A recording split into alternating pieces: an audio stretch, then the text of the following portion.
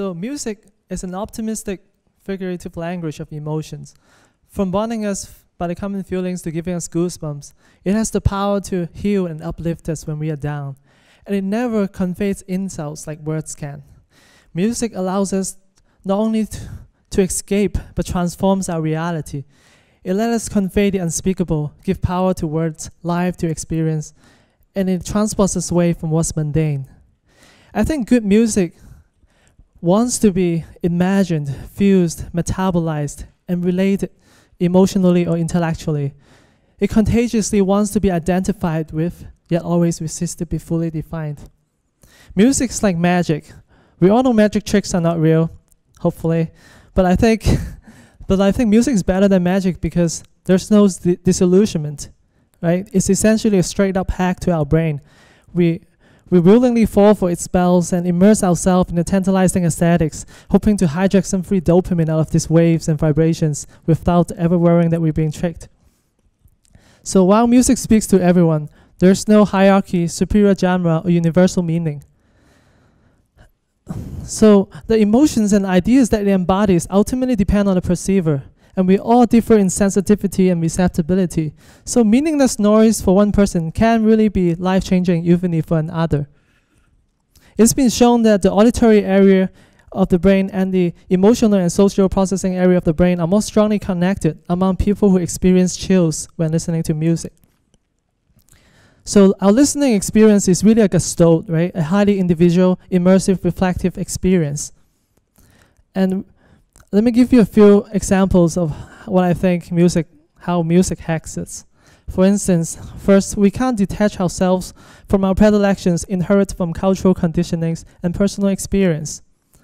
It's a bit like horoscopes, a mind game in which we distill what we want to hear and attach meaning that fits our perspectives, expectations, and desires. Our knowledge and expectation also affect how we hear, because knowing that you're playing on a Stradivarius, for example, or knowing who's playing on that, will both affect how we perceive the sound. Our outer senses also plays an important role, and I'm not talking about synesthesia, but just our personal associations of different sensory experience that wire our preferences. For instance, we might associate a person's character with the sound or shape of his name. Or not only do we associate, we often distort the perception of one of our senses to reconcile with another when there are discrepancies between them. It explains why people actually predicted the result of a violin competition better by watching the video than by listening to a recording. It's surprising, but we hear so differently with visual involvement. Then there's our imagination. Sensory signals generated by our imagination can change our actual perception of even a different sensory modality.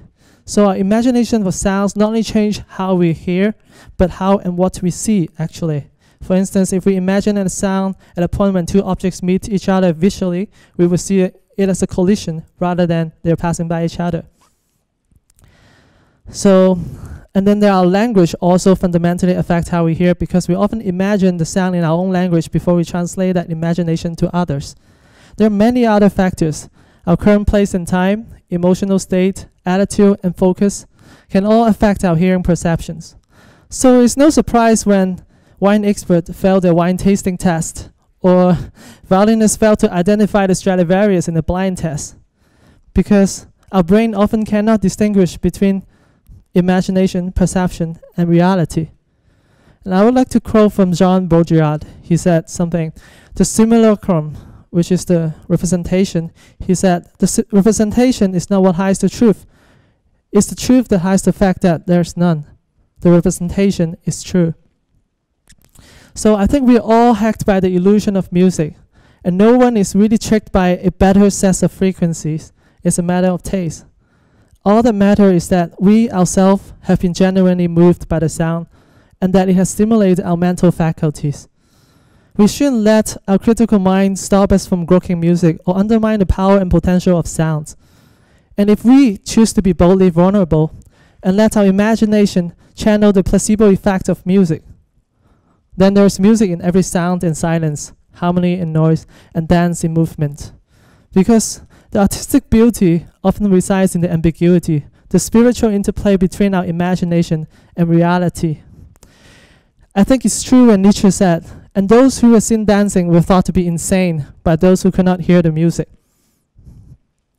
So let us not take sound for granted. Let us withhold our judgment and interpretations until we've truly experienced it in different angles. Because to me, the biggest secrets are not the ones that are most difficult to see, but are the ones that are most obvious yet we missed. I think the story behind how people overlook Banksy's art on the street or Joseph Bell's playing in the subway is to remind us that we need to listen more empathetically with ourselves and our surroundings. And as we turn the cacophony of opinions around us into a symphony of ideas, I think with the help of music, we can dance together in the chaos of truths. Thank you.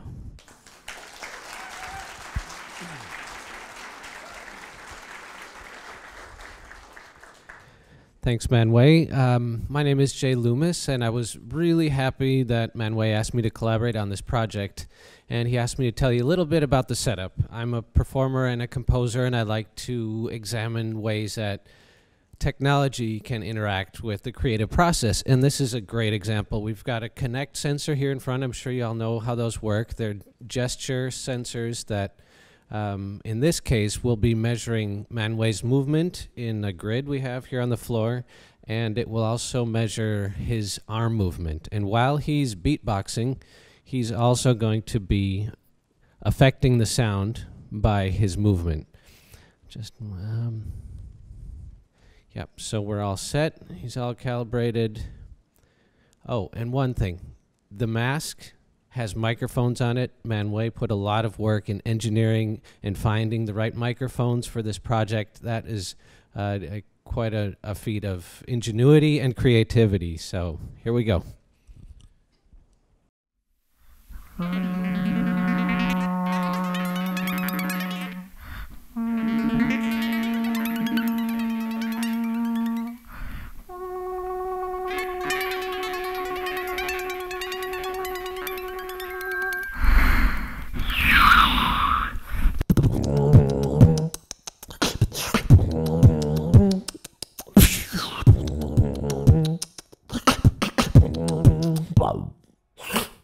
Why is that we always want to grip the subside?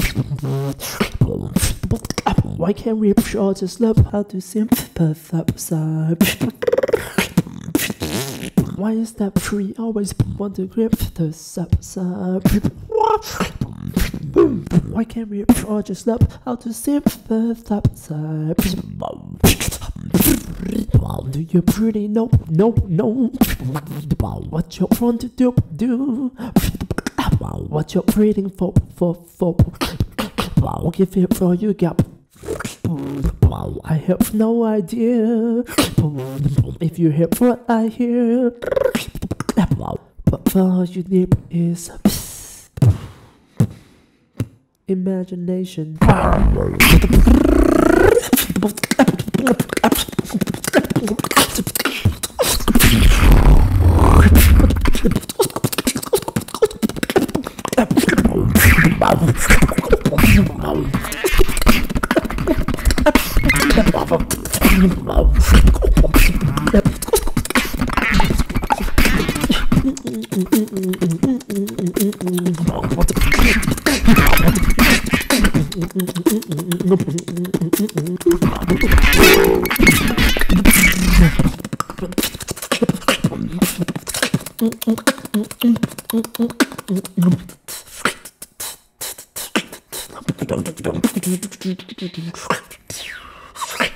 Do you want to synchronize?